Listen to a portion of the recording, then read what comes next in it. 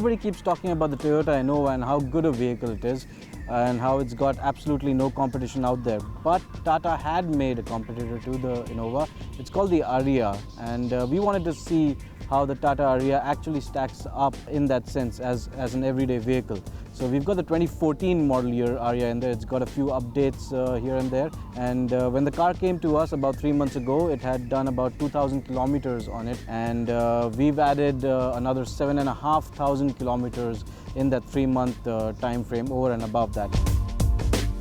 On first impressions, the car is extremely gorgeous to look at. In fact, it's probably one of the most good-looking MPVs out there, both on the outside and the inside. The inside, the cabin is designed to look like a proper car. In fact, in many ways, it looks like one of those big SUVs you've got running around in the US. But what we really wanted to see is how it held up over 3 months of extended driving.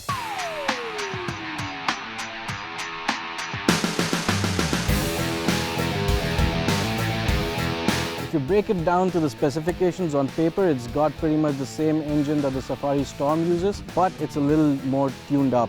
It's got 140 PS of power and 320 Newton meters of torque. It is a frugal engine. According to ARAI, they say 15.05 kilometers to the liter. We've got a little less, obviously, in regular driving conditions. In fact, I would say it powers up better than an Innova when you're driving it up pedal to the metal.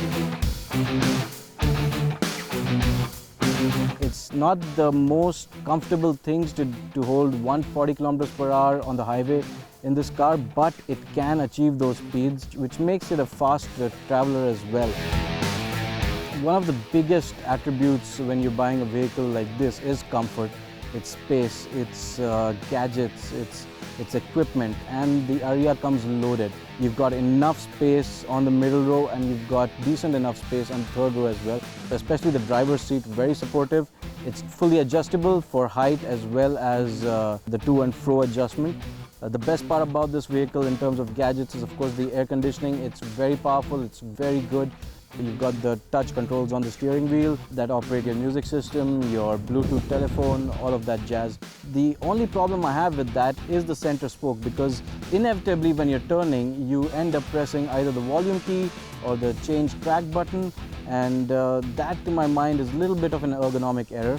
Another thing that really stands out in the Aria compared to any other vehicle I have ever driven is the amount of storage compartments in there. You've obviously got your door pockets, you've got your glove box, but you've got an additional chilled glove box right above the regular one, and you've got space to probably store 11 sunglasses on the roof. They're obviously not all for sunglasses, but that's a very neat feature. You've got these boxes lining the whole length of the roof, and it's very handy. You can store a lot of small things in there.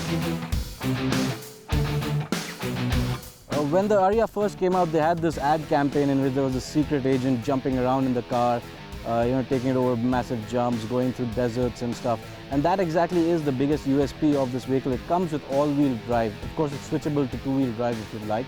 One tiny button on the dashboard and it switches to two-wheel drive. But the very fact that it's all-wheel drive means that you have some sort of off-road capability on it, and that gets compounded with the big 17-inch wheels. Suspension travel isn't much, but that's not what it was intended to be. It's just supposed to be an MPV that you can take off-road to handle all the rural sections in India without any issue at all.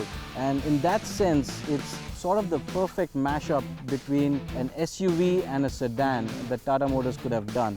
And that, in my mind, is the single thing that will really stay with me the most, is the way it looks combined with that all-wheel drive technology really makes it a very appealing package.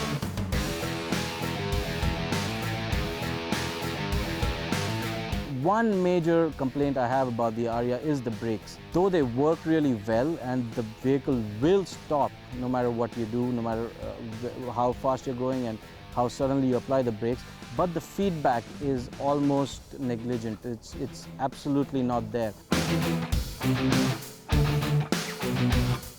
One of the most common questions that people ask us when we talk about Tata Motors is about build quality. Now, of course, the Tata Zest has proven that Tata Motors can make really good quality vehicles, but all of that sort of started from the Aria.